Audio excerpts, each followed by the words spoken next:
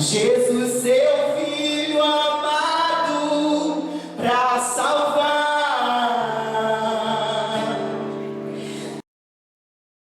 Glória a Deus. Cumprimento a todos com a paz do Senhor. Amém. É motivo de alegria estarmos aqui adorando a Ele, pois só Ele merece toda a honra e toda a glória.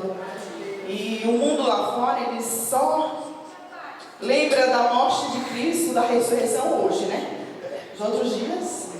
Mas nós estamos aqui todos os dias adorando ao Senhor. Todo mês nós temos a Santa Ceia e nós relembramos a morte do Senhor todos os dias. Né? Então, nós estamos aqui por amor. Foi Ele que nos amou primeiro.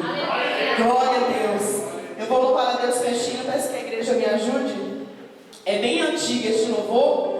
Não é que eu seja antiga, né? Mas eu amo os louvores antigos. Eu vou louvar com os músicos, pois não vim preparada para o playback. Glória a Deus, aleluia. Por amor Deus enviou ao mundo Jesus, seu Filho amado, para salvar.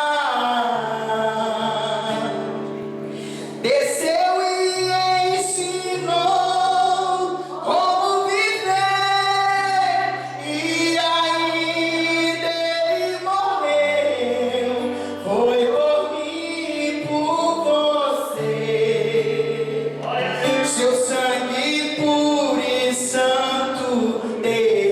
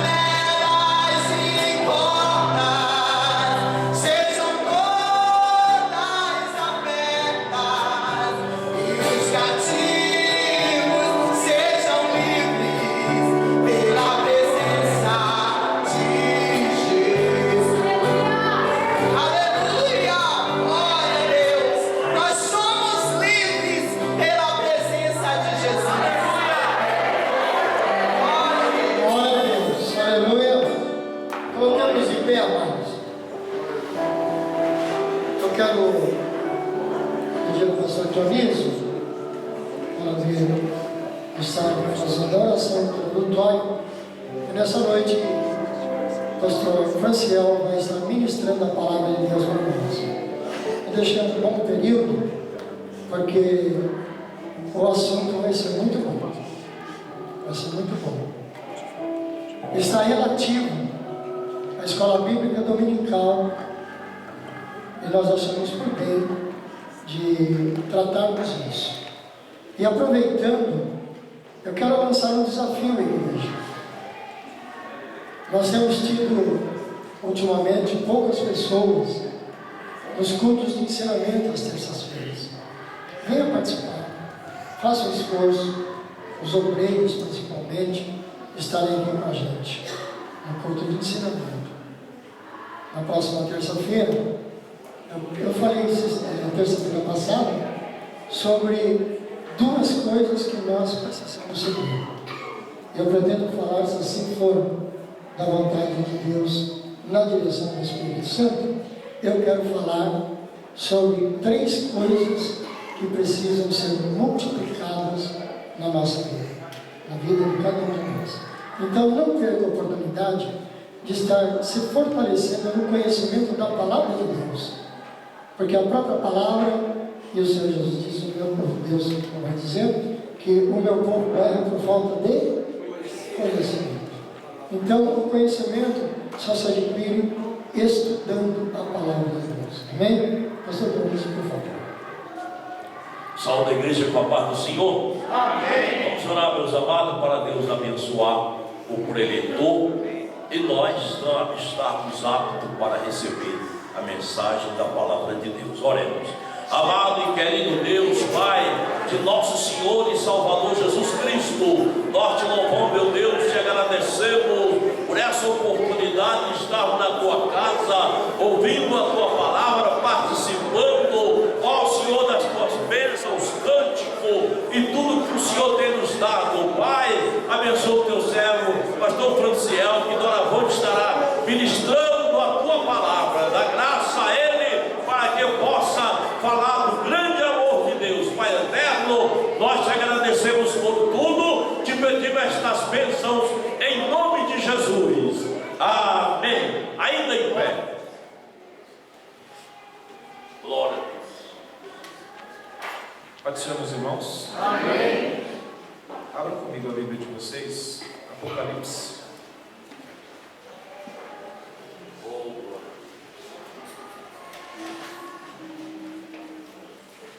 Capítulo 1, meus irmãos.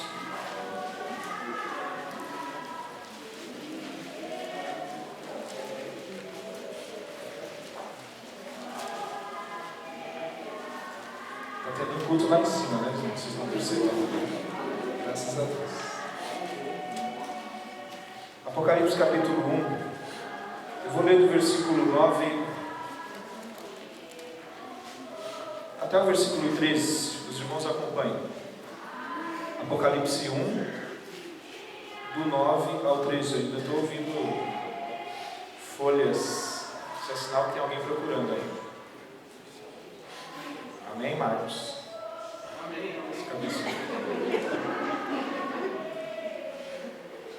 Eu, João, que também sou vosso irmão e companheiro na aflição e no reino e na paciência de Jesus Cristo, estava na ilha chamada Patmos, por causa da palavra de Deus e pelo testemunho de Jesus Cristo. Eu fui arrebatado em espírito no dia do Senhor, e ouvi de trás de mim uma grande voz como de trombeta, que dizia: o que vês, escreve-o num livro e envia-o às 7 igrejas que estão na Ásia, a Éfeso, e a Esmirna, e a Pérgamo, e a Tiatira, e a Sardes, e a Filadélfia, e a Laodiceia. E virei para ver quem falava comigo, e virando-me, vi 7 castiçais de ouro, e no meio dos 7 castiçais, um semelhante ao Filho do Homem, vestido até os pés de uma veste comprida e cingido pelo peito com um cinto de ouro. Os irmãos podem sentar. Amém.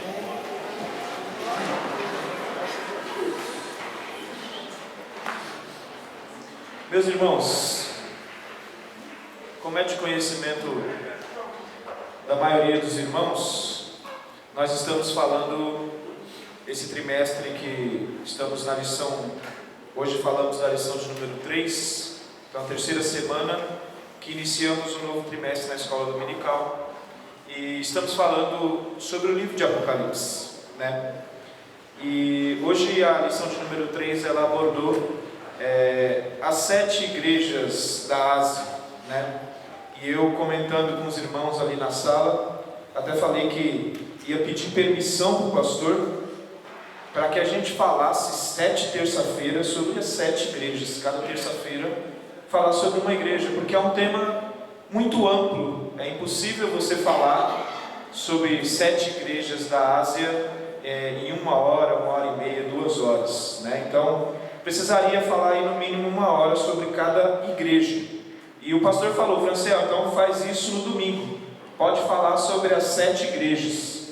Então, calculando 1 hora cada igreja, irmãos, provavelmente nós vamos terminar aí um pouco depois da meia-noite.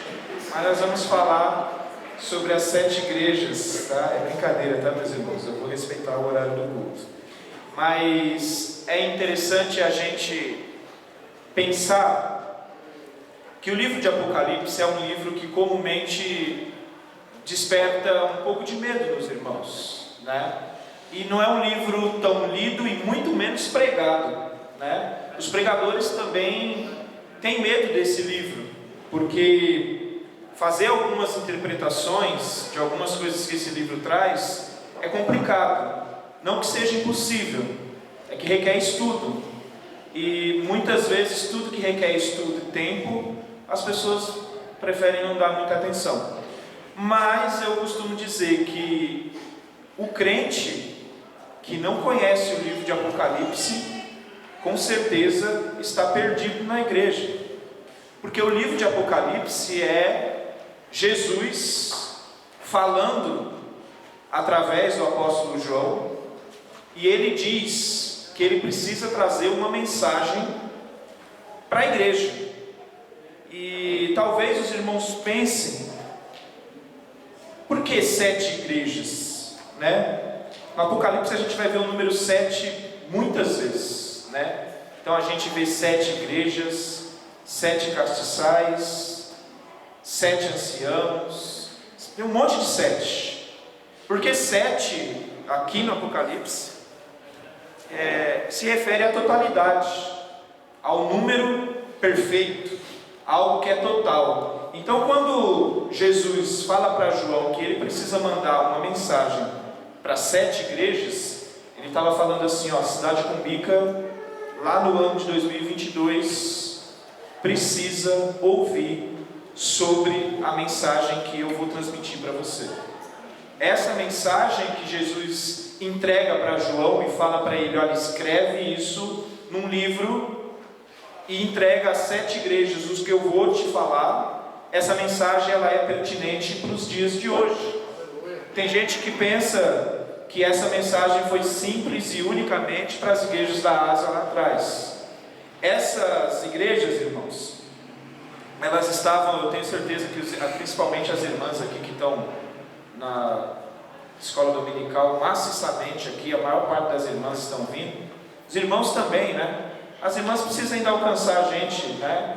Na questão da oferta, mas em presença as irmãs estão batendo na gente já faz tempo, né, pastor? Não tem o que falar, né? É que as ofertas, os maridos não estão liberando dinheiro para as irmãs aí, tá bem. Eles trazem o dinheiro todo para ofertar e deixam as irmãs sem nenhuma oferta, para a gente continuar ganhando lá. Mas eu tenho certeza que as irmãs e os irmãos que vieram para a escola dominical já têm um conhecimento básico a respeito disso, né? Essas igrejas elas estavam situadas onde é a Turquia hoje, né? Aquela região da Turquia ali, que na Bíblia era denominado como Ásia, né? Ásia Menor.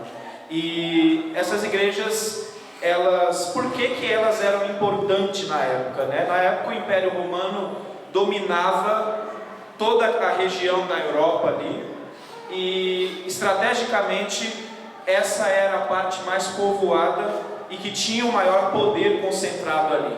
E essas igrejas elas estavam estrategicamente locadas nos lugares para que o evangelho fosse propagado. Então essas igrejas elas são fruto do trabalho dos apóstolos. Então, por exemplo, por Éfeso, Paulo passa lá, se você abrir lá em Atos 19, vai estar contando a história de como a igreja de Éfeso foi formada ali. Então, essas igrejas são fruto do trabalho dos apóstolos. Mas, no momento que João está escrevendo isso aqui, é importante eu situar os irmãos nisso. Um pouco antes, voltando um pouco na história, existia um homem, um imperador chamado Nero. Os irmãos já devem ter ouvido falar dele. Ele, aproximadamente 54 depois de Cristo, ele era imperador ali em Roma. Então ele era o homem mais poderoso ali, que dominava e fazia. E ele assume o império em 54 depois de Cristo, com 17 anos de idade, extremamente novo, um adolescente, e com todo esse poder na mão. Mas os historiadores vão dizer, quem viveu naquela época, quem acompanhou, quem escreveu sobre Nero, fala que Nero era a encarnação do demônio, era a encarnação de Satanás, tamanha crueldade que Nero tinha. Para vocês terem uma ideia, Nero assassina a própria mãe, assassina também sua esposa grávida e vários outros parentes. Ele incendiou toda Israel, toda Jerusalém. Ele incendeia ali e coloca a culpa em quem? Nos cristãos. E por causa disso inicia-se uma perseguição, né? Ele consegue convencer, para você ter uma ideia, o incêndio durou aproximadamente ali em Roma aproximadamente 7 dias de incêndio. Esse incêndio ele devastou praticamente toda a cidade. De 14 bairros que existiam na cidade, 10 foram completamente consumidos pelo fogo. E quando, depois desses 7 dias, o que sobrou, o povo que sobreviveu teve que ir para esses 4 bairros que sobraram. Então ficou acumulado muita gente ali. E Nero pensou numa maneira de diminuir a população. Falou assim: eu vou colocar a culpa nos cristãos, que foram eles que incendiaram. E o povo acreditou. Inicia-se então uma perseguição e os crentes começaram a ser martirizados. Isso, o tempo passa. Depois de 10 anos que ele assume ali, quando ele está com 27 anos, a situação de Nero era insustentável ali em Roma. Ele não tinha mais o apoio nem da população e nem da cidade, tamanha loucura que ele tinha. As pessoas não conseguiam conviver com ele. E ele acaba se suicidando 10 anos depois. Assume um camarada chamado Vespasiano. Esse tem a ideia de criar o Coliseu de Roma. E em 100 dias de festa, na inauguração do Coliseu de Roma, ele assassina mais de 10 mil cristãos. Então, nesses 100 dias de festa, a diversão, a maneira de festejar era jogar os crentes lá no Coliseu e deixar as feras devorarem eles. Essa era a maneira da diversão do povo naquela época. Então por que eu estou falando isso para os irmãos? Para os irmãos terem uma ideia do cenário que essas cartas foram entregues para as igrejas. O que as igrejas viviam naquela época. Então não era fácil. Depois que esse camarada Vespasiano morre, assume Domiciano, em 81 depois de Cristo. Esse Domiciano é o camarada que é responsável por deportar João para a ilha de Patmos. Vale a pena lembrar que quando João é deportado ou exilado para a ilha de Patmos, todos os apóstolos de Jesus Cristo já tinham sido assassinados, sem exceção. Só João estava vivo. Então Domiciano pensou o seguinte: eu vou acabar com essa história de evangelho de Cristo. Eu mando João para uma ilha, e essa ilha era uma ilha distante, e lá ninguém saía. Quem ia para lá, morria lá trabalhando como escravo. E ele não vai pregar o evangelho para ninguém. Para quem que ele vai pregar o evangelho estando isolado nessa ilha? Só que eu sempre costumo dizer que a história nunca escapou do controle de Deus. tudo sempre esteve sob o controle de Deus. E quando Domiciano achou que ia acabar com o Evangelho, os textos que eu li para os irmãos, João fala assim: olha, eu estou aqui na ilha de Patmos por causa do testemunho de Jesus e por causa do amor ao Evangelho. E por causa disso eu estou aqui. E no dia do Senhor, que era um domingo como hoje, ele fala: olha, o Senhor me levou em espírito para um lugar e me mostrou algo. E falou para mim assim: olha, o que você vê, escreve. Escreve em papel e você vai entregar para as igrejas. Aí eu começo a falar da palavra de hoje, falar para os irmãos um pouco dessas 7 igrejas. E eu vejo, irmãos, que Jesus ele é um pouco sistemático com a mensagem que ele traz para as igrejas. Se vocês lerem com paciência na casa de vocês as 7 cartas, vocês vão ver que as cartas têm uma máxima que acompanha todas elas. A primeira máxima que acompanha todas as cartas é: Jesus fala para as igrejas: eu conheço vocês, eu sei as obras de vocês. Ele começa toda a carta dizendo assim: olha, eu conheço vocês, eu sei o que vocês andam fazendo, eu sei quais são as obras de vocês. Talvez ninguém saiba, mas eu sei. É assim que Jesus começa com todas as cartas. Depois que ele começa com as cartas, ele elogia os pontos positivos de cada igreja. Tem igreja que não tem nenhum ponto positivo. Mas, depois que ele elogia, ele faz uma crítica. E eu estava até brincando hoje, aqui de manhã, que Jesus fala para todas as igrejas: olha, vocês, na medida do possível, fazem o que eu peço para vocês fazerem. Alguns de vocês até fazem a minha obra. Alguns de vocês respeitam a doutrina. Alguns de vocês respeitam a palavra. Alguns de vocês fazem o que eu quero. Mas eu tenho algo contra vocês. E Deus repete, Jesus repete isso em todas as cartas: tenho algo contra você. Somente para uma igreja que ele fala que ele só tece elogios. Aí eu queria falar especificamente hoje, porque eu não vou ter tempo, mas eu vou falar para vocês de 2 cartas principalmente. A primeira carta é a carta de Laodiceia. Abram comigo a Bíblia de vocês e mantenham ela aberta.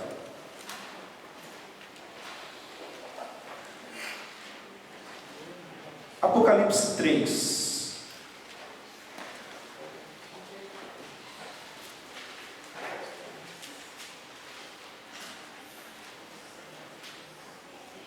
Do 14 ao 22. Vou esperar que os irmãos encontrem.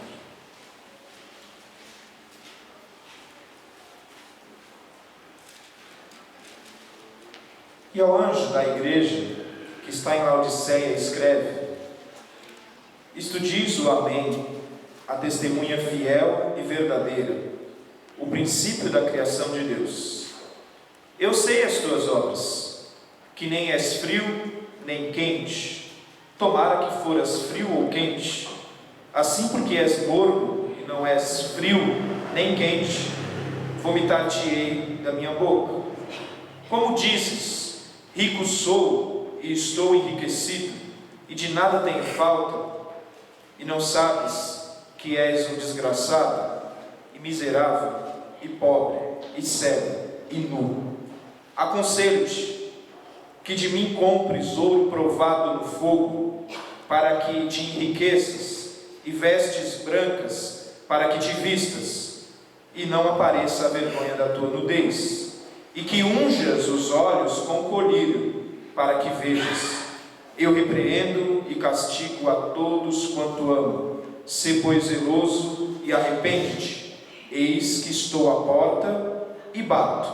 Se alguém ouvir a minha voz e abrir a porta, entrarei em sua casa e com ele cearei, e ele comigo.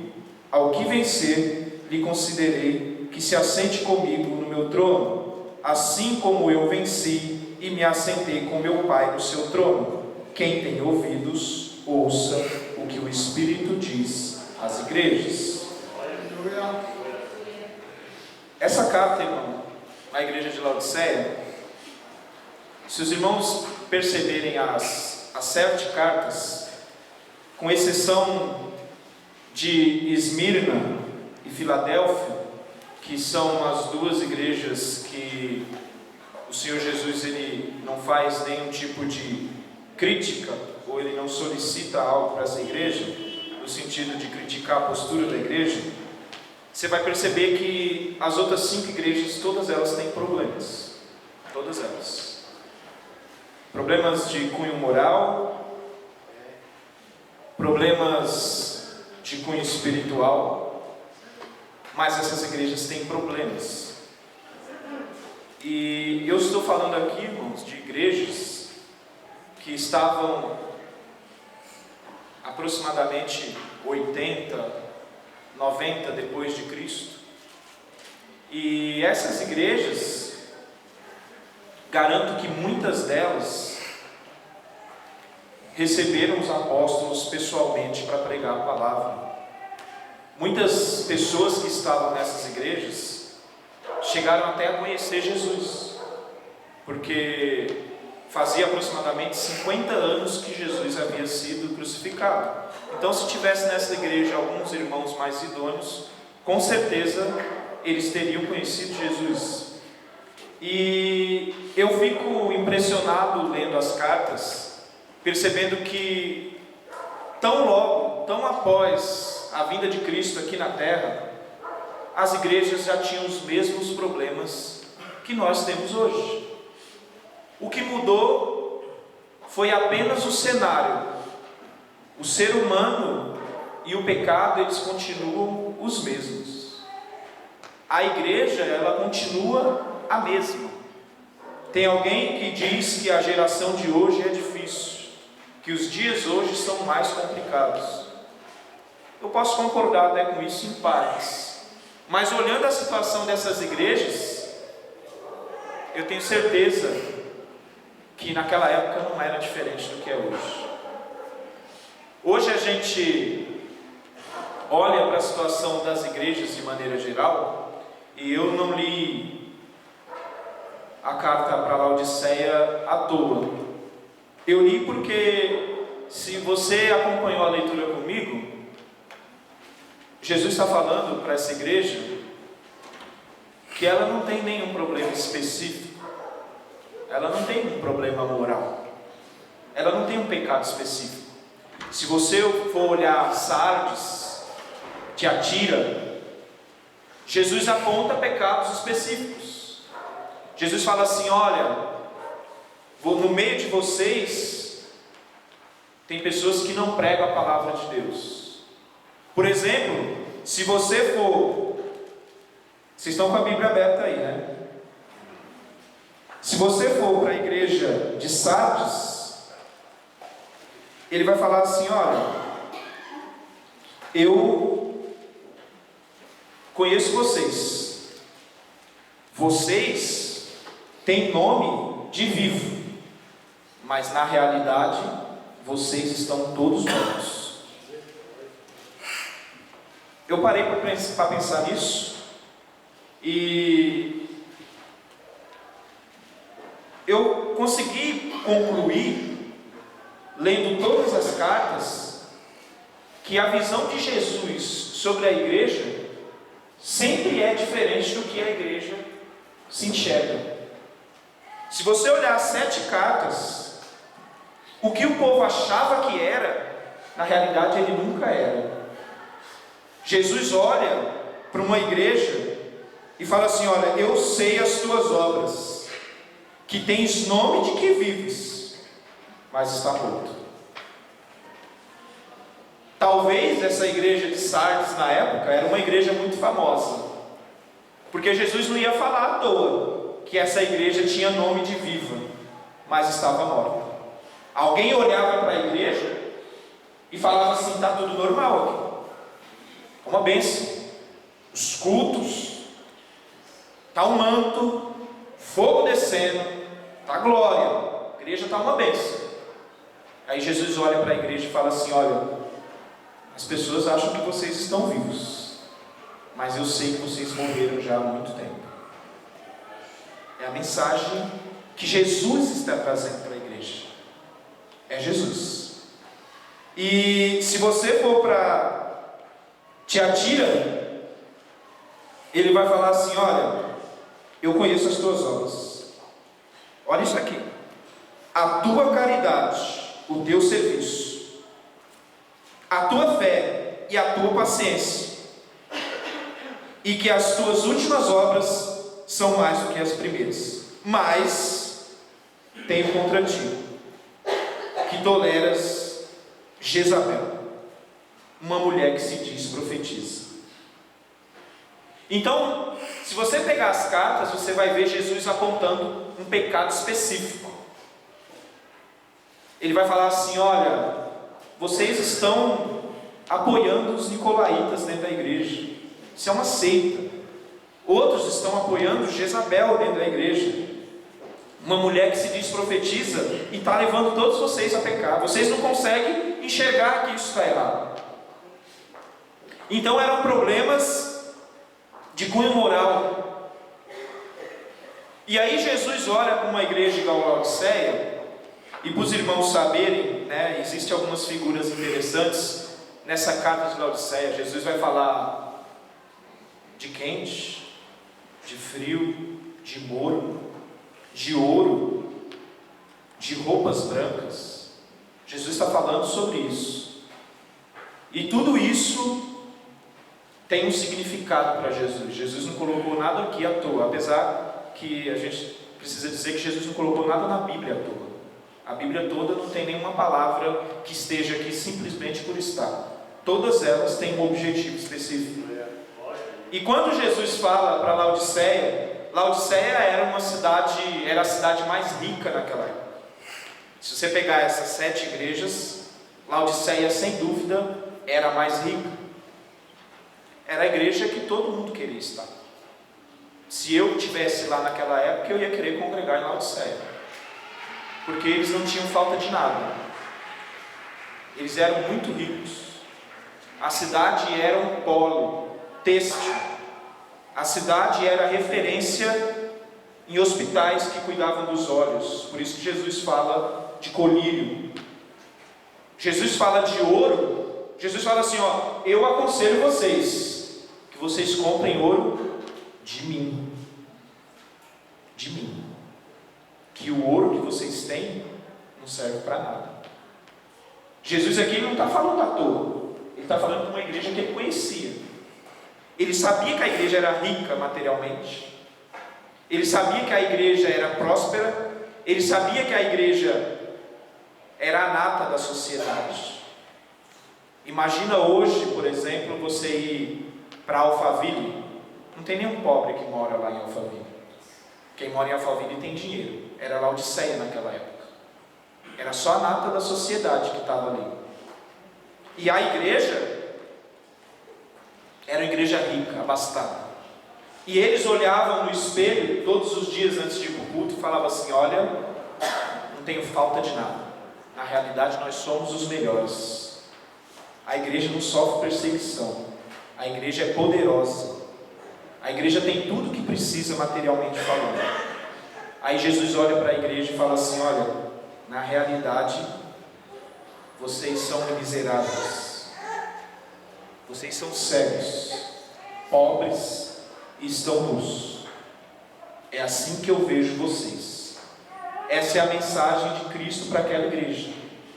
Mas Cristo não aponta nenhum pecado específico. Cristo só fala que a maneira como a igreja está se enxergando está errada. Cristo só fala que vocês têm uma visão a respeito de vocês e eu tenho outra. Jesus não fala que aqui em Laodiceia, por exemplo, como ele fala lá em Sardes ou em Tiatira, tinha problema, por exemplo, com seita, tinha problema com a pregação da palavra. Não tinha. Essas pessoas que estavam em Laodiceia, elas cometeram um erro apenas. Um erro. Quando Jesus fala assim: olha, eu estou à porta e bato. Se alguém ouvir a minha voz e abrir a porta, eu vou entrar na casa dele, eu vou cear com ele e ele vai cear comigo. Sabe o que Jesus está querendo dizer aqui? Eu estou fora da igreja. Essa igreja de vocês, Laodiceia, estou tentando entrar, mas não consegui ainda. É a igreja de vocês. Ela é perfeita, tem tudo, não tem falta de nada. Só falta uma coisa: Jesus. Por isso que ele fala assim: eu estou batendo na porta. Tem muita gente que usa essa palavra aqui para evangelizar, né? Essa palavra não é para evangelizar. Essa palavra aqui não está falando com quem é não crente. Essa palavra está falando com crente. Jesus está falando com uma igreja isso aqui. Olha, eu estou à porta, insistindo para entrar, e até agora vocês não me deixaram entrar. E o erro que Laodiceia cometeu foi pensar que eles eram autossuficientes. E eu começo a analisar a igreja de hoje, e eu vejo muitas vezes que, para nossa tristeza, nós estamos num caminho, e eu comentava isso com o pastor hoje, aqui de manhã, que a igreja do Senhor, ela está no caminho que, se não for a misericórdia de Jesus, se ele não voltar antes, é claro, provavelmente os filhos da Larissa, da Isadora, não terão mais igreja para congregar. É triste falar isso, mas nós estamos caminhando a passos largos para a secularização da igreja. As pessoas estão deixando de dar valor para as coisas de Deus. As pessoas não estão mais se importando com o que Deus pensa ou com o que a palavra de Deus diz. Interessante que nas 7 cartas, Jesus vai dizer sempre a mesma coisa: quem tem ouvidos, ouça o que o Espírito diz às igrejas. Tem muita gente que está procurando ouvir a voz de Deus. Tem muita gente, mas está procurando no lugar errado e da maneira errada. Jesus começa aqui, há mais de 2000 anos atrás, há quase 2000 anos atrás, falar, sabe o que? Gente, eu estou falando com vocês. O meu Espírito está falando com vocês. Só que vocês não estão ouvindo. Aqui, ó. Jesus falando, o Espírito falando, através de quê? Da palavra. Gente, aqui tem tudo que Deus precisa falar com vocês. Aleluia. Tudo. É claro, Jesus não precisa pedir permissão para mim, nem para o pastor. Se ele quiser falar com você de outra maneira, ele pode falar. Ele tem poder para isso, e ele é Deus. Ele não precisa pedir permissão para o Franciel, se ele quiser falar com você. Mas a maneira comum de Deus falar é essa aqui, ó. E nos nossos dias, tem pastor de igreja falando que isso aqui precisa ser atualizado. Está arcaico já.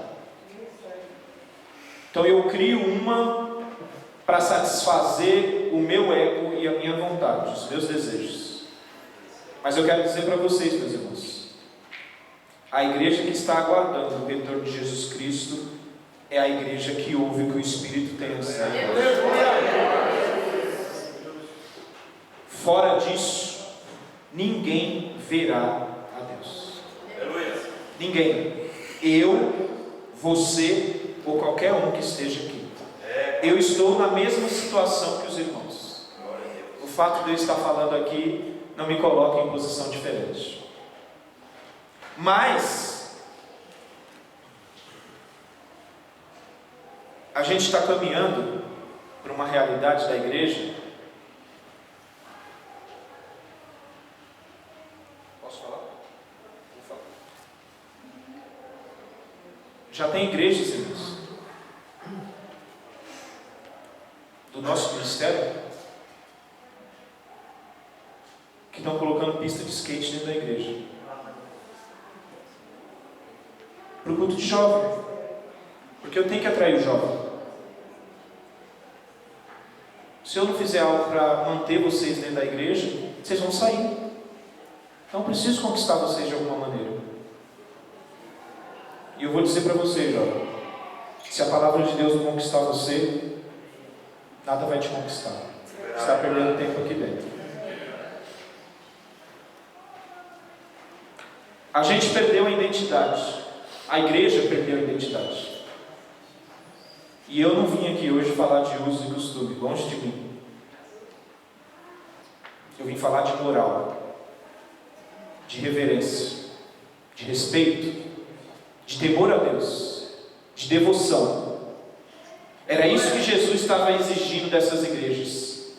Jesus falou para Éfeso assim: olha, vocês, vamos ler, irmãos, comigo?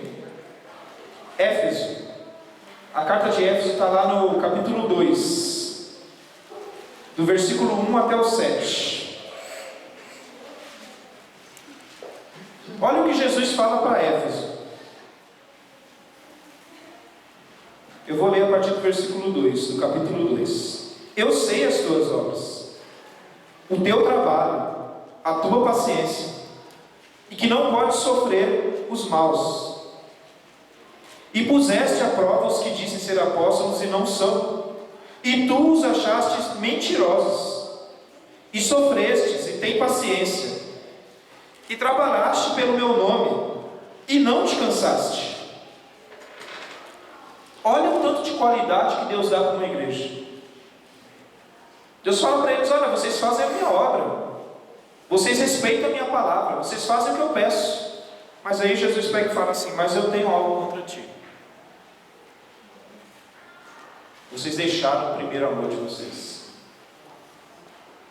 Eu, lendo isso aqui, porque a aplicação da mensagem hoje, irmãos, é você se situar.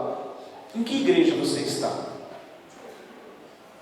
Essa resposta não sou eu que vou dar. Eu só estou falando das igrejas aqui. Mas vai para casa e pensa: em qual igreja eu estou situado? Essa igreja de Éfeso era uma igreja abençoada, sem sombra de dúvida. Jesus está dando testemunho da igreja. Mas aí Jesus pega e fala assim: vocês fazem tudo muito bem feito. Vocês evangelizam, vocês pregam a palavra, a igreja é idônea, vocês são pessoas justas, vocês estão caminhando, a igreja não parou, a obra continua, mas eu tenho algo contra vocês. Onde está o primeiro amor? A demanda que Jesus coloca para nós, irmãos, tem gente achando que Jesus é só amor. A demanda que Jesus exige de nós, ela é alta. Jesus não exige pouca coisa de nós. Tem gente achando que vai entrar no céu de qualquer maneira. Vou na igreja, eu vou no domingo. Jesus é muito exigente. Tenho, porém, contra ti que deixaste o primeiro amor. Lembra-te, pois, de onde caíste, e arrepende-te, e pratica as primeiras obras. Quando não, brevemente a ti virei, e tirarei do seu lugar o teu castiçal, se não te arrependeres. Em outras palavras, Jesus está dizendo assim: olha, a igreja ou é do jeito que eu quero, ou vocês vão deixar de existir na face da terra.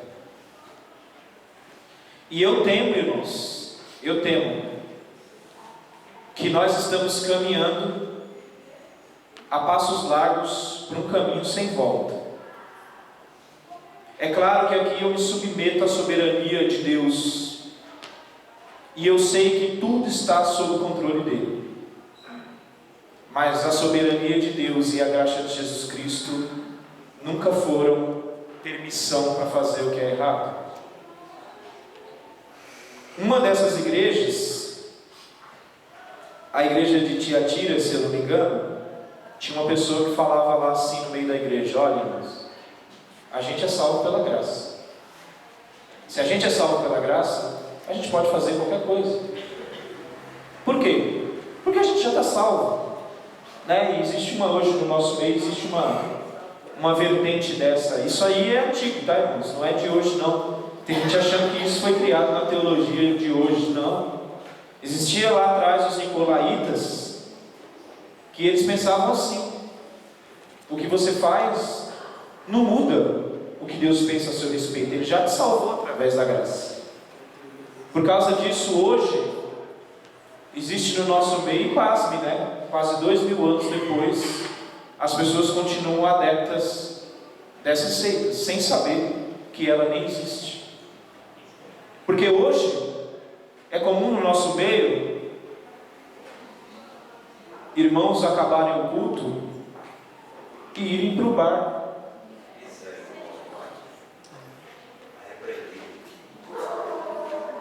Não é incomum. Esses tempos atrás eu ouvi um irmão dizendo que ele recebeu uma ligação do pastor quando ele foi pregar lá, e o pastor estava perguntando para ele qual era o uísque e o charuto que ele fumava para fazer isso depois do culto. Tinha um momento para tomar o uísque e fumar o charuto ali depois do culto. Talvez você olhe para isso com certa surpresa, mas isso está mais comum do que você imagina no nosso meio hoje. Sabe o que é isso, irmãos? O primeiro amor ficou lá atrás. Não existe mais. A gente ouviu uma palavra na sexta-feira, ali em 2 Timóteo 3, na 7, e o pastor Paulo Roberto falava um pouco sobre isso. Na realidade, nós estamos agora procurando ouvir o que agrada a gente. Sobe alguém aqui, fala que a tua bênção já chegou, que a chave do carro novo está chegando, a promoção na empresa também, aquela casa que você sempre sonhou, e nada disso é pecado, tá, irmãos? Não sou contra nada disso. Mas esse tipo de mensagem é a mensagem que o povo quer. E nessa noite eu não tenho isso para você. Nessa noite a mensagem de Jesus Cristo para você é a mensagem que Ele mandou para 7 igrejas. Arrependa-te. Jesus termina as cartas sempre dizendo assim: arrependa-se. Arrependa-se. Senão o seu tempo vai acabar. E a título de conhecimento dos irmãos, essas 7 igrejas aqui foram destruídas às 7. Essas 7 igrejas, elas foram destruídas, elas não existem mais hoje. E eu parei para pensar o porquê disso. E existe um motivo só. Elas não ouviram o que o Espírito tinha a dizer para elas. Nenhuma delas. Essas igrejas, elas estão situadas na Europa, no velho continente. Se você for para lá hoje, nesse lugar onde estavam essas igrejas, nem 1% da população é cristã. Nem 1%. Na Europa, quase que não existe mais igreja evangélica.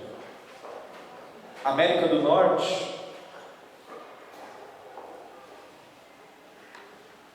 tem um pessoal que eu conheço que mora lá. Eles disseram que recentemente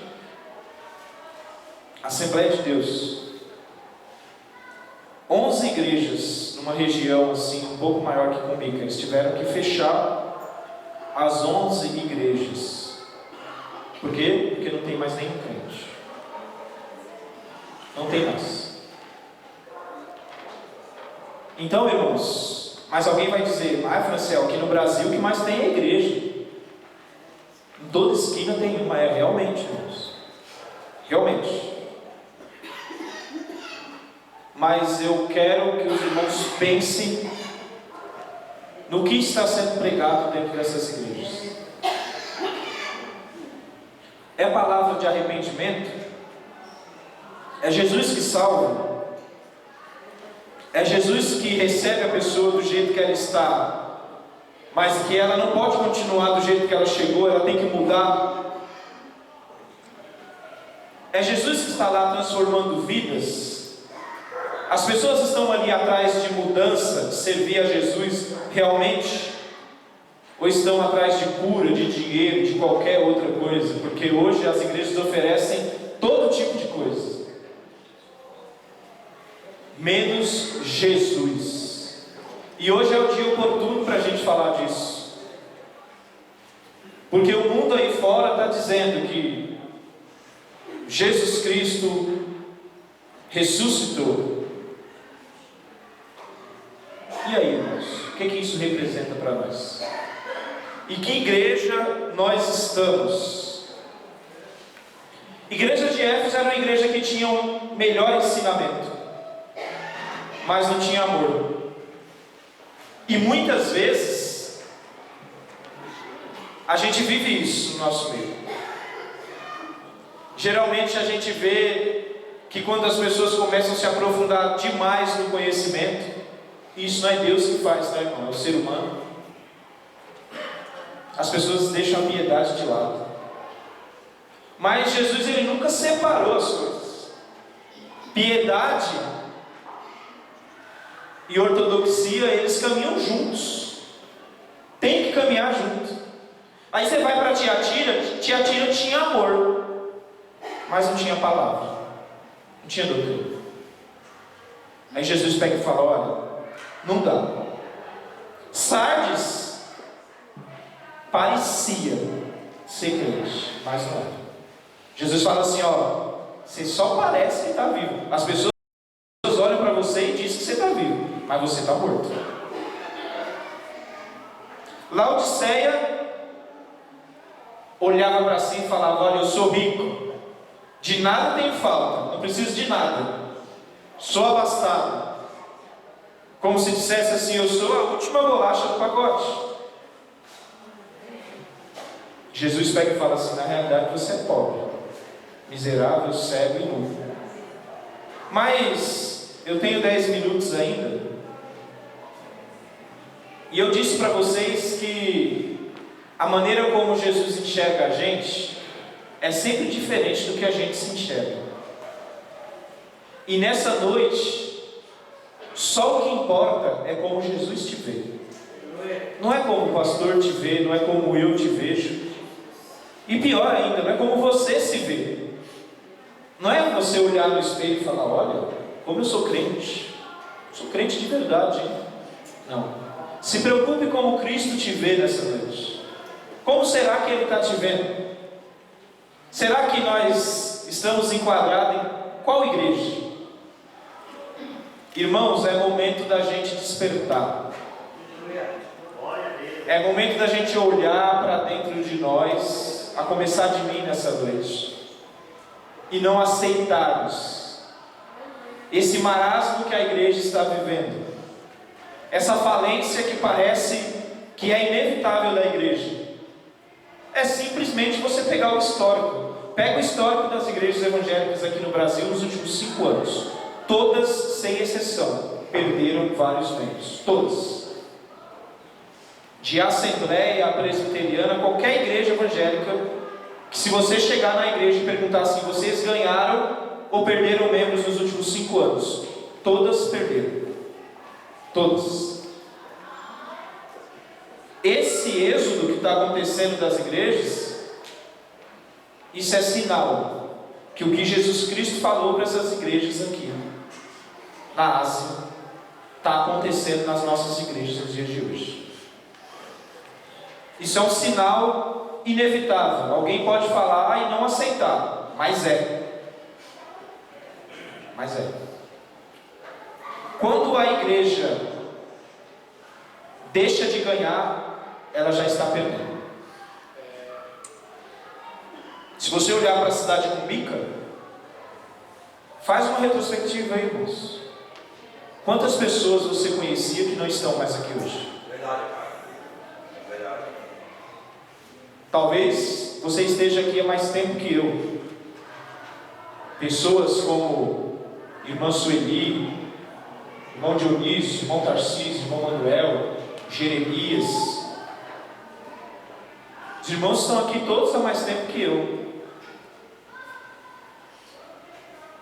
Pense em tantas pessoas que estavam aqui e não estão mais hoje. Aí alguém vai falar assim: saiu porque quis. O problema é dela. Será que Jesus pensa assim, irmãos? Engraçado é que Jesus manda essa carta para 7 igrejas, mas Jesus ele não exclui ninguém, ele não abandona ninguém, ele avisa que as pessoas estão no caminho errado, e ele sempre dá uma oportunidade. Ele fala: olha, se arrepende, volta a praticar o que você praticava lá atrás, faz o que é correto. E aí lá para Laodiceia, ele começa falando para Laodiceia assim: olha, em outras palavras, tá, irmão? Eu tenho nojo de vocês, eu olho para vocês e eu sinto vontade de vomitar. É Jesus que está falando isso. Eu olho para vocês, Laodiceia, e eu tenho vontade de vomitar quando eu olho para vocês. Mas ele chega no final da carta e ele pega e fala assim: sabe por que eu estou dizendo isso para você? Porque eu disciplino todos que eu amo, e eu não quero que vocês se percam. Esse é o motivo de Jesus repreender a igreja. Jesus ele repreende a igreja é porque ele não quer perder. E nessa noite, irmãos, talvez essa palavra seja dura. É dura para mim. Eu não sei se está sendo dura para você. Está doendo aqui. Estou apanhando. Mas é porque Jesus me ama e porque Jesus te ama. Ele quer que, se ele não voltar daqui 100 anos, essa igreja esteja aqui, lotada de crentes. Mas muitas vezes a gente olha com olhares humanos. Você vai, por exemplo, para a Inglaterra, que foi palco de vários homens de Deus, John Wesley e outros mais, que foram reformadores que impactaram a igreja, momentos de avivamento extremos. Não tem mais crente na Inglaterra, irmãos. Igreja evangélica acabou. As igrejas estão virando boates. Os templos estão sendo vendidos e se tornando boates. Será que isso é culpa de Deus? Não, irmãos. É culpa nossa. Porque Jesus está constantemente dizendo: quem tem ouvidos, ouça o que eu estou dizendo para a igreja. E a gente insiste em não ouvir. Mas Apocalipse 2, do 8 até o 11, eu achei um contraste aqui. O anjo da igreja que está em Esmirna escreve: isto diz o primeiro e o último, que foi morto e reviveu. Eu sei as tuas obras, e tribulação, e pobreza. Olha o que Jesus fala para essa igreja: eu sei que vocês são pobres, mas na realidade vocês são ricos. Que mensagem que Jesus traz para a igreja? O rico que achava que tinha tudo era um miserável, desgraçado, cego, pobre e nu. E o pobre que achava que não tinha nada, Jesus olha para ele e fala assim: na realidade você é rico. Olha o que Jesus fala: nada temas das coisas que há de padecer. Eis que o diabo lançará alguns de vós na prisão, para que sejais tentados, e tereis uma tribulação de 10 dias. Ser fiel até a morte, e dar-te-ei a coroa da vida.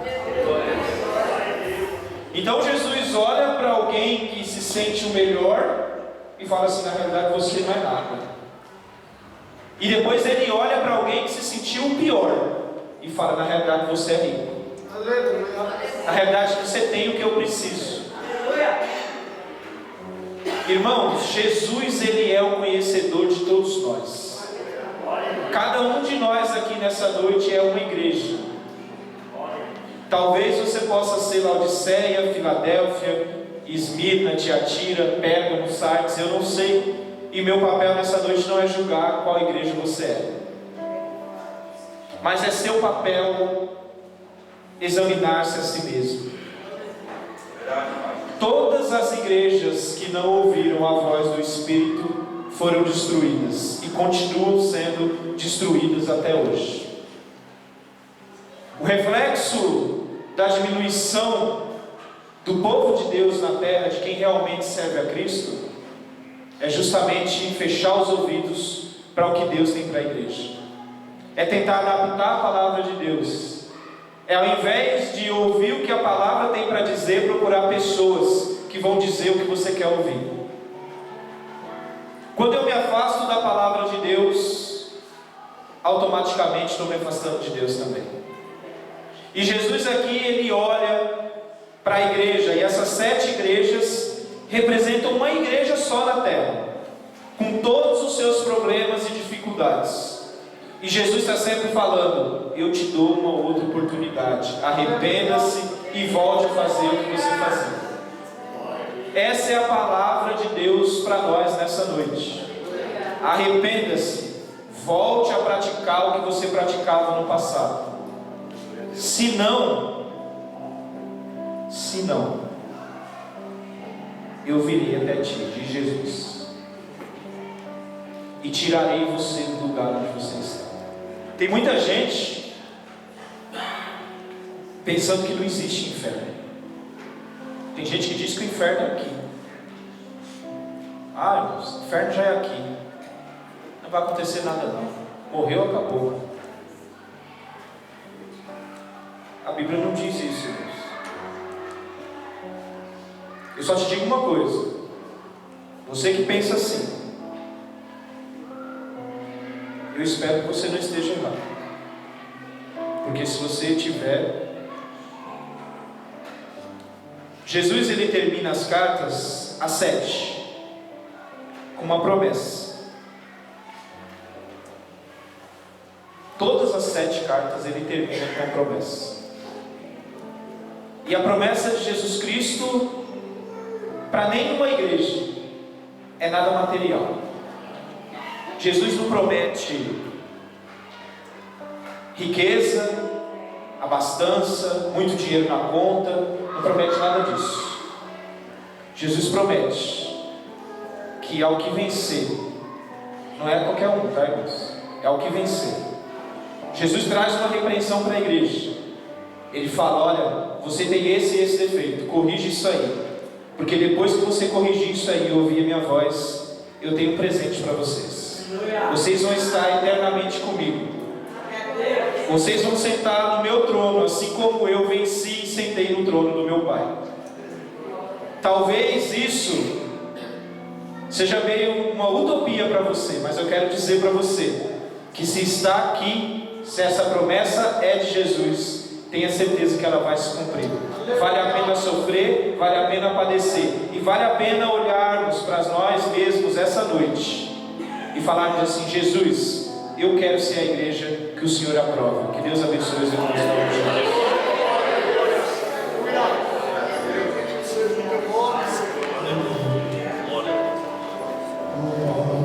Pastor,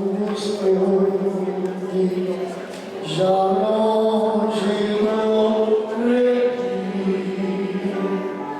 e com ternura chorei, caído triste vi as chagas com amor pensou, e ao lar nos braços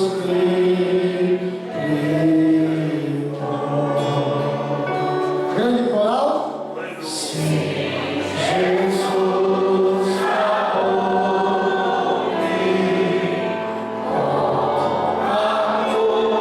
nos fome,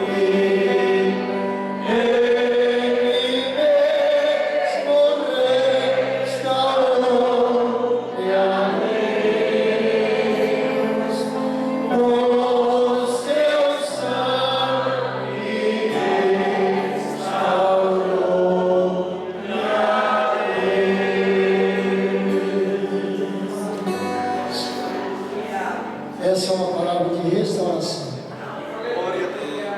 O Senhor nos ama. E se Ele nos submete a uma disciplina, é porque Ele nos ama. É porque Ele não quer que ninguém se perca, senão que todos sejam salvos. Por isso Ele entregou a sua vida. Eu vi uma frase interessante nesses dias, que é uma grande realidade, está dentro daquilo que Deus usou ao seu Franciel para dizer nessa noite. Ele não morreu para nos dar uma vida boa. Ele morreu para nos dar vida eterna. Mas para chegarmos à vida eterna, tem um preço a pagar. Temos um preço a pagar. E o preço é voltar à prática do primeiro amor. Você se lembra quando você se converteu? Lembra disso? Era um calor só que ardia no coração, para estar na oração, na consagração, no jejum, na escola bíblica dominical, no culto de ensino. Cada reunião para nós era um privilégio. Era um privilégio. E é isso que Ele está dizendo nesta noite. Volte a praticar o amor. Amém, queridos? Amanhã nós temos aqui ensaio com o grupo Elisão, ensaio com as crianças, Angelical Kids. Terça-feira, 8, às 9 da manhã, consagração. E à noite, o nosso culto de ensinamento. Não perca. Nós queremos comentar com vocês sobre 3 coisas que precisam ser multiplicadas na nossa vida. E depende de nós. Porque a parte do impossível Deus faz. O possível nós temos que fazer. É nós que temos que fazer. Quarta-feira nós temos aqui a campanha de oração Orais Sem Cessar, na quarta-feira à noite, das 20 às 21 horas. Quinta-feira, às 8 horas da manhã, consagração. E haverá, na quinta-feira, feriado, para nós, obreiros e obreiras. Nosso pastor regional escalou uma escola para obreiros. Todos têm o direito de se inscrever e de passar e participar da escola. Serão 2 períodos de estudo. Abertura dos trabalhos às 10 horas da manhã, encerramento às 16 horas. Período de estudo no período da manhã, depois tem um intervalo para uma refeição e depois segue-se uma segunda palestra no período da tarde e o encerramento às 16 horas. E nós estaremos tratando e aprendendo sobre práticas pastorais. Às 19h30 aqui, o nosso culto da vitória com os irmãos do Círculo de Oração. Sexta-feira às 8 horas, consagração. Sábado, grande culto de adoração a Deus, com a direção das irmãs do Círculo de Oração. Domingo às 8 horas, consagração. Às 9 horas, a nossa grande escola bíblica dominical. E continuaremos estudando ainda o tema sobre o livro do Apocalipse.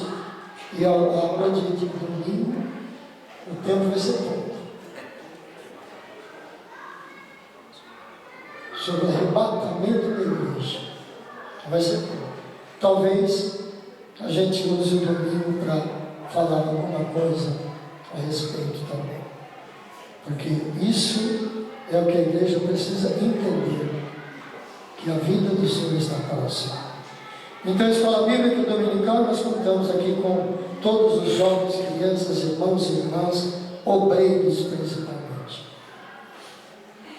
E teremos no domingo, a partir das 10 horas, reunião geral de obreiros na Igreja Sede. Então, aqueles que vão participar da reunião se locomovam para a Igreja Sede. Ensaio da regional no domingo, é isso? Ensaio da regional de jovens no domingo. Os líderes, alguém vai ter que representar a liderança na Igreja Sede na reunião de liderança para trazer as informações para nós. Então, à noite, nosso grande culto de adoração a Deus. Coloque-se de pé.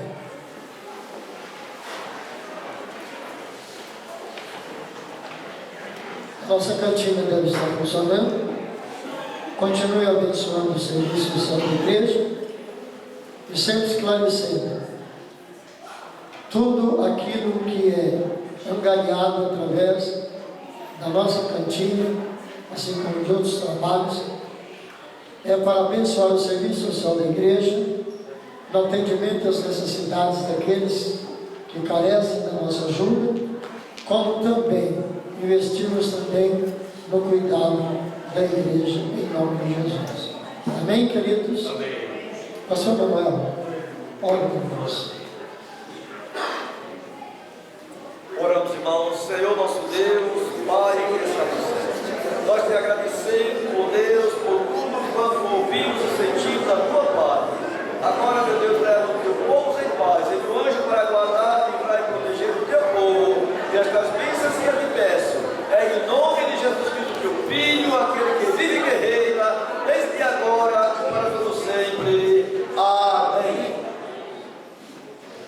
Queremos desejar a todos uma semana de bênção e não deixem de participar dos trabalhos da semana. Quinta, terça, sábado no culto com as irmãs, todos aqui.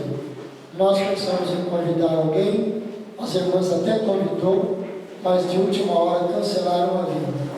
Nós apelamos também para algumas congregações da nossa regional, mas infelizmente, ou felizmente, eles também têm trabalho e alguns não responderam. Mas nós estaremos aqui em peso, prestigiando o trabalho das nossas irmãs, porque somos todos uma grande família. Posso ouvir um amém? Amém. Que diremos, pois, essas coisas? Se Deus é por nós, Quem será contra nós? tudo posso. Aquele que me fortalece. E a vitória é nossa, Pelo sangue de Jesus. que a graça do nosso Senhor e Salvador Jesus Cristo, que o amor de Deus, nosso Pai Celestial, que a comunhão e as doces consolações do Santo Espírito seja sobre todo o povo de Deus e assim permaneça hoje e sempre. Todos dizem amém. Deus abençoe a todos em nome de